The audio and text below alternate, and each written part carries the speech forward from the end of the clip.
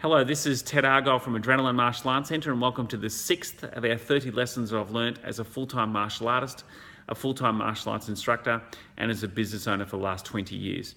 Today I'm sitting inside in front of a painting by our next door neighbour called Trevor Holder, Holder. He has some Facebook presence, so if you type in his name, you'll be able to get a look at his artwork and purchase something if you like it. He does some beautiful stuff. Today I wanted to talk about one of the business lessons that I've learned over the last 20 years, and that's the importance of tracking numbers. Now, when most people hear this for the first time, they think of the importance of tracking how much money comes in, how much money goes out, how much you're paying tax, how much you're paying wages, and all those kinds of things. And that's certainly part of it, but it's a very small part. In my business, I track about 30 numbers that are critical to my business.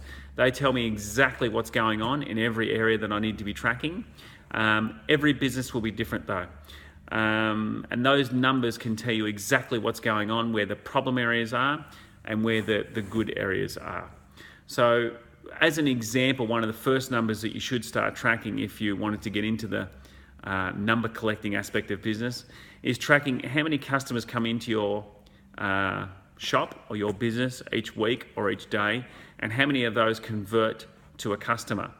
So as an example, let's assume you've got a business and 100 people walk in. Let's assume of those 100 people that 5 people purchase something. Is that good or is that bad? Well, it really depends on your business. If you're selling Lamborghinis, $500,000 cars, then selling 5 of those a day is probably a good day. If you've got a restaurant or a cafe and you've got 100 people walking in and 95 people are walking out, not purchasing anything, that's not a good thing. So that number will tell you exactly what the problem is. The problem is you're not converting people to a customer. Why you're not converting them to a customer? Is it the problem with the staff? Is it a problem with your facility? Is it a problem with what you're selling? Is it a problem with how you're selling it? It could be 101 other things, but the only way you're going to know that is to track the number relative to that. And there's lots of numbers in all of our businesses that we could be tracking that indicate where our problem areas are. I got this idea from a business coach of mine. His name was, still is now, his name is Keith Hafner. He runs a big successful martial arts school in the United States. And he said to me that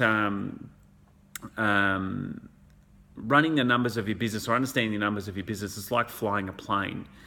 A pilot, an aeroplane pilot, uses the instrumentation to perform 99% of the tasks that they have, meaning flying the plane. They don't know which direction the plane is going. They don't know where the plane is going without using their instrumentation. Yes, they can poke their head out the window and have a look, but many times they're in a situation where they're above the cloud line or they're in the middle of the night and there's no visual indicators of where they're going, but the instrumentation will tell them exactly where they're going. And his suggestion was, to me, was that we should try and run our businesses the same way. So if you know what numbers you should be tracking, track them. I spend about 2 hours a week on numbers, and I have to say it's probably the number one. If I have any success at all, I don't know if I'm successful or not, but if I do have any sort of level of success, I would say it's come from knowing the numbers in my business, and every decision that I make relative to my business is reflective of those numbers. So if there's a problem area, I know where that problem area is by the numbers. If I'm doing the right things, I know where those right areas are, and I know where those right areas are by the numbers. And again, only a very small portion of those are financial. Most of it is tracking heaps and heaps of other things. So if you've got a small business, I suggest you start doing that. If you want some help with doing that, I'm happy to tell you the numbers that I track, and maybe that can help you if you wanted to get into the same kind of statistical madness that I get into. Anyway, I think we're going to leave it there. Tomorrow I'm going to answer a question that was emailed to me by a student in our school. He chooses to remain, or she chooses to remain, anonymous, which is completely cool, but I'm really excited to talk about this question. So that'll be coming up tomorrow in day 7. So I look forward to talking to you then. Bye.